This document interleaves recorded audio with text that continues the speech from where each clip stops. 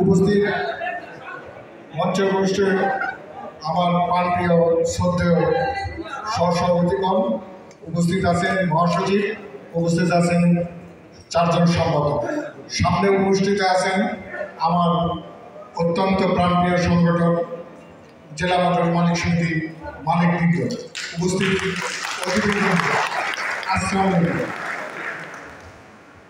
আসলে আপনাদের এইখানে সময়টা কাটাতে আমার উপভোগ করতে এত ভালো লাগে যে আমি অন্য কিছু সব কিছু ভুলে যাই। কারণ এই 5-6 ঘন্টা অন্য জায়গায় হয়তো আমার মিটিং করলে বোর লাগতো, কিন্তু এখানে আমি উপভোগ করছি যে আপনাদের মাঝে আমাদের এই আন্তরিকতা। ওই 96 সালের কথা ফিরে যেতে চাই। 96 সালে আমরা যখন আন্দোলন করে একটি মালিক সমিতি, 3টি মালিক সমিতি ভেঙে একটি মালিক সমিতি প্রতিষ্ঠিত করেছিলাম।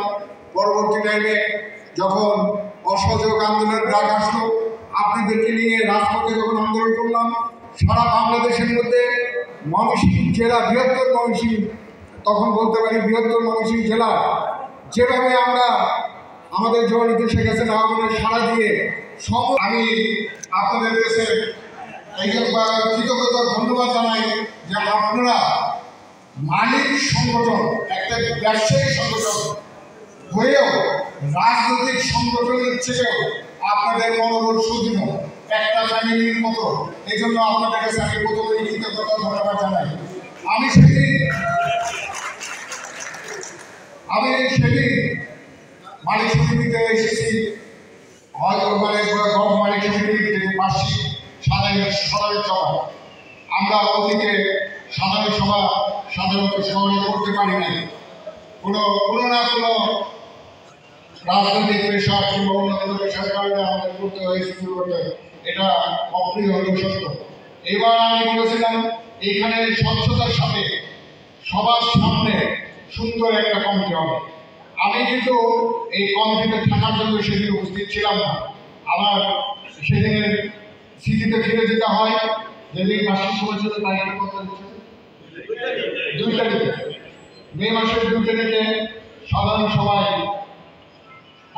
আমার বলতে হয় সাবেক সভাপতি, আমার শ্রদ্ধেয় বড় ভাই মন্তবাহিনী হয়তো সভাপতি থাকতেন।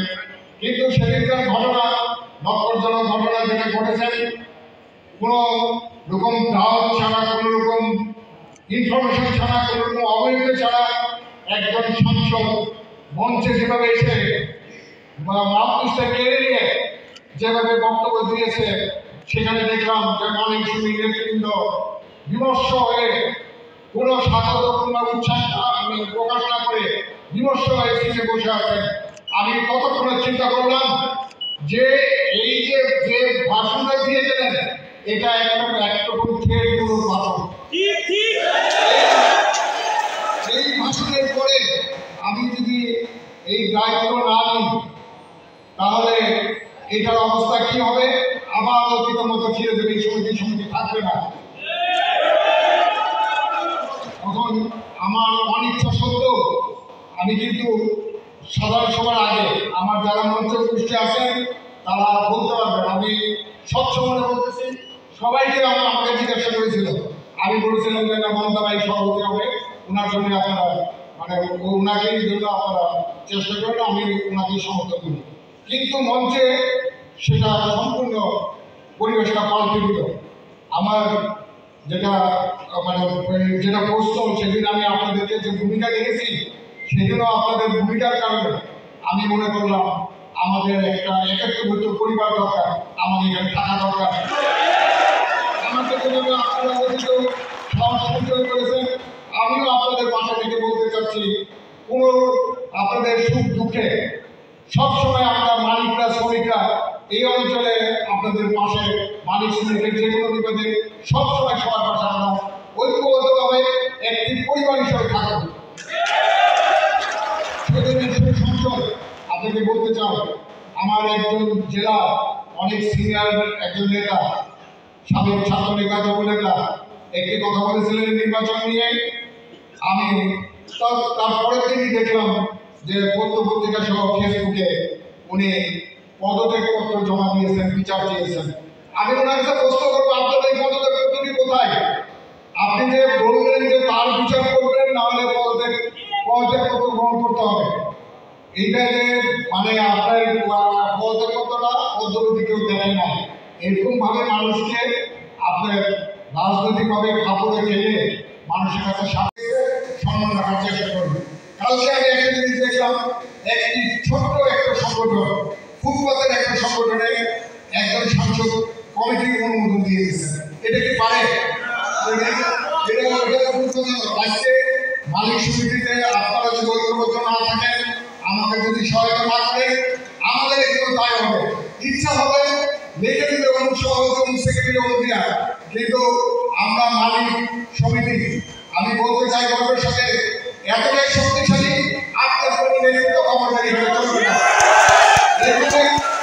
মালিক শ্রমিক শুধু মমিষিক নয়, মমিষিক বিভাগ সহ আমি এটা গর্ব করে বলতে পারি, সারা বাংলাদেশের মালিক শ্রমিক সংগঠন আমাদের সাথে আছে। আপনি যদি এখানে ধরনের চোখ রাঙানির মতো আবার ভবিষ্যতে কোনো কাজ করেন, উপযুক্ত জবাব আমরা এই মমিষিকের এই যেহেতু আমি আপনাকে বলবো যে মালিক সমিতির ব্যাপারে আপনি কোনো ভুল করবেন না। আমার কোনো মালিক সমিতি যেন কোনো সদস্য যেন বেনিফিট না হয়, মালিক সমিতি কোনো রাজনীতি মাঠে থাকে আমার মালিকদের থেকে নির্মিত করবেন না। সেই সাথে আমার শ্রমিকদের বলব অনুরোধ, আমার শ্রমিকরা খেতে খায়, তারাও যেন কোনো হারিয়ে কোনো সৃষ্টি না হয়, সেটাও আমাদের সবাই দৃষ্টি রাখতে হবে। ওনারা সবসময় আমাদের বিপদে আমাদের পাশে থাকে, ওনারা সেটা আমরা থাকি। আমরা আগামী শীতে আমরা বাংলাদেশ সরকারের একটা মিটিং, ফেডারেশন শ্রমিক ফেডারেশন মিটিং যৌথ আমরা ময়মনসিংহে ঢাকার বাইরে আমি এখানে একটা মিটিং করে দিয়ে আমি প্রমাণ করে দেবো যে আমরা কত বুঝতে পারবো। আজকে আপনাদের সাথে সেদিন আমরা মানে অনেক সুখের কথা বলতে পারি না। আজকে ইচ্ছা ছিল যে ঈদ পূর্ণমিলনী